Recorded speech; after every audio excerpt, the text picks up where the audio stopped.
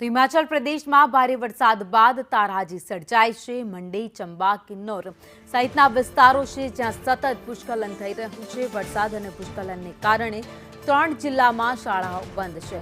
ચંબાના ચુરાહમાં વાદળ ફાટવાથી ઘર પર પહાડ પડ્યો છે, તો કિન્નોરમાં ટોંગટોંગ જે નાળામાં પણ પૂર આવ્યું છે। કિન્નોર કૈલાશ યાત્રા પણ એક દિવસ માટે બંધ રાખવામાં આવી।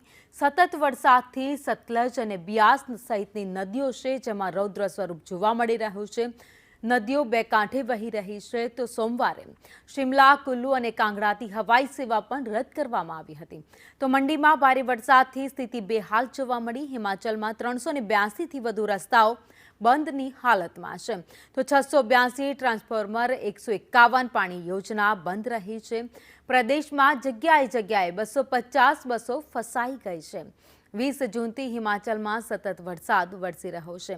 વરસાદને કારણે અત્યાર સુધી હિમાચલમાં 72 લોકોના મોત થઈ ચૂક્યા છે।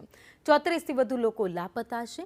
તો આ સિઝનમાં હિમાચલમાં 34 વાર ફ્લેશ ફ્લડ આવ્યું છે। 22 વાર વાદળ ફાટવાની ઘટનાઓ બની, તો 21 જેટલી ભૂસ્ખલનની ઘટનાઓ પણ સામે આવી છે। હિમાચલ પ્રદેશમાં આ સિઝનમાં 1235 કરોડનું નુકસાન અત્યાર સુધીમાં થઈ ચૂક્યું છે।